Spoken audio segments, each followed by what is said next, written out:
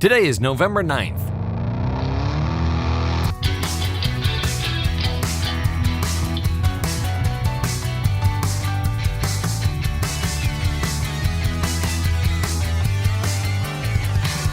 It's the 314th day of the year, and this is the On This Day podcast.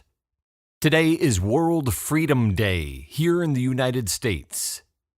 World Freedom Day is declared in 2001 by President George Bush, who, in the proclamation he signs on this day, calls on the people of the United States to, quote, reaffirm their devotion to the aspirations of all people for freedom and democracy. World Freedom Day is a day to commemorate the fall of the Berlin Wall on this day in 1989, and to celebrate the end of communist rule in Eastern Europe.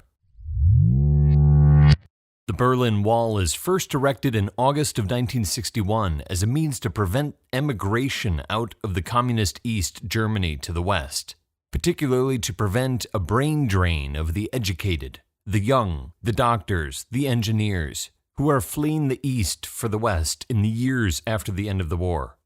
It's a physical wall in Berlin, and elsewhere in Germany and communist Eastern Europe, it's a heavily guarded border, what Winston Churchill calls the Iron Curtain, although he's not the first to use that term.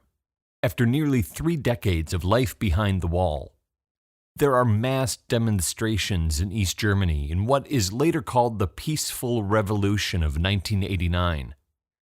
In the summer and fall of 1989, East Germans protest for the right to leave for the West, to visit the West, to come and go as they please.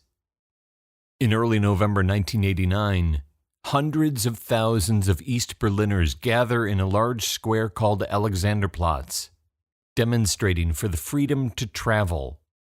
Party official Günter Schabowski makes an appearance in front of the throngs of people.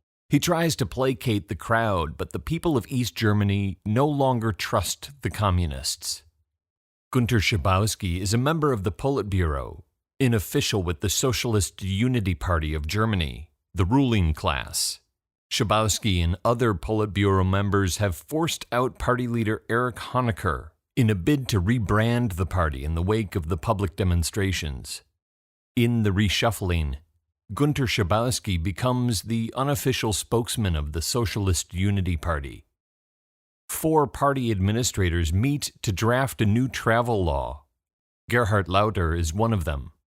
The administrators are tasked with coming up with a revision that will quell the dissent, but not really change policy. They know they have to do something. The public pressure is intense. Gerhard Lauter takes the initiative in the meeting and revises the draft of the new travel law, removing the word temporary with regards to travel, adding instead the phrase private trips abroad. The law is quickly pushed through the Central Committee, and on this day in 1989, party official Günter Schabowski is handed a folder for his press conference. The folder contains an announcement about the new travel law. Schabowski takes the folder and heads off to meet the press, without reading the documents inside. The first time he reads the announcement is when he reads it aloud in front of the press.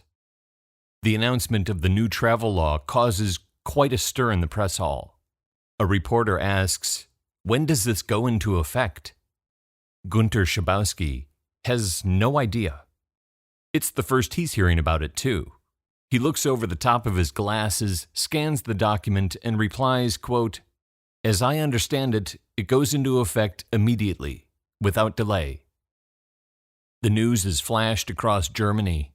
West German TV reports East Germany has announced that its borders are open for everyone. The East German border guards are as surprised by the news as everyone else. As crowds begin to gather at the wall on both sides, the East German guards don't know what to do. They either haven't received instructions or they don't understand their instructions. At first, they try to turn people away and tell them to come back in the morning. But before long, the crowds are too big. Thousands become tens of thousands, become hundreds of thousands of people. There are too many people to turn away. People who have turned out to freely cross the border. So the East German guards let them pass. All of them. And with that, the border is open. Germans from both East and West, standing and dancing on top of the Berlin Wall, that for nearly 3 decades keeps them apart, keeps them divided. The Berlin Wall, a literal barrier and the symbol of communist rule, that falls on this day in 1989. There are 52 days left in the year.